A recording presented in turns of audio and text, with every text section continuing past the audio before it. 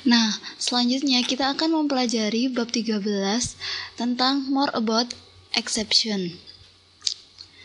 Yang akan saya jelaskan, yang pertama kita harus mengambil source code pada github.com/eviltester/java for tester code untuk chapter 13. Nah, untuk exception sendiri ini terdapat dua macam, yaitu uncheck and check. Untuk uncheck sendiri dapat dilakukan throw dengan suatu metode tanpa mendeklarasikan exception yang akan dilakukan throw tersebut. Dan uncheck exception ini dapat disebut dengan runtime exception. Selanjutnya, check exception yang harus dideklarasikan dan secara umum dapat mewakili suatu use case. Untuk check exception sendiri, semisal kita deklarasikan suatu metode untuk throw exception invalid password yang kita dapat dari source code tadi yang sudah kita download.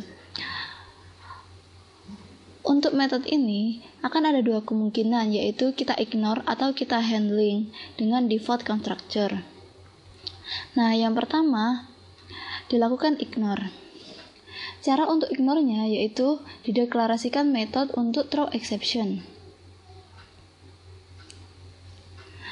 Nah, berikut ini merupakan metode untuk throw exception. Terlihat throws invalid exception. Kemudian untuk handlingnya,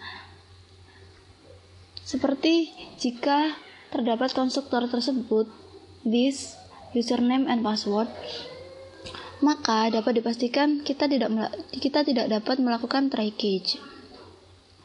Oleh karena itu, sebaiknya konstruktor tersebut dijadikan private constructor sebagaimana kode berikut.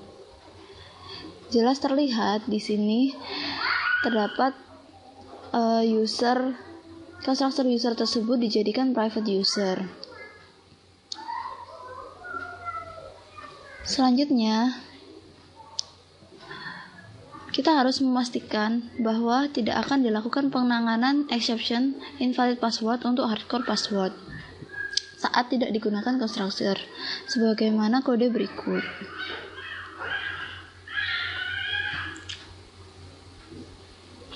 Lalu, dilakukan penanganan juga jika dilakukan konstruktor dengan kode tes sebagaimana berikut. Harus benar-benar dipastikan tidak ada error dalam kode berikut.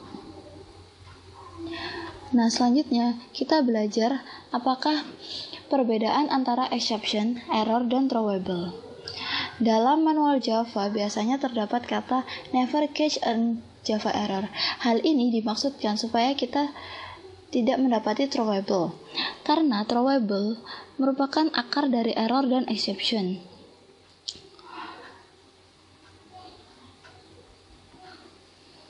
Lalu selanjutnya kita dapat meng-create exception kita sendiri.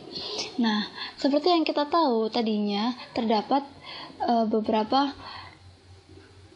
class, yakni class salah satunya adalah class invalid password yang dia dapat mengextend exception. Nah, kita juga dapat membuat kode yang begitu simple ini untuk extend exception yang ada. Nah, sekian video tutorial ini, semoga dapat membantu.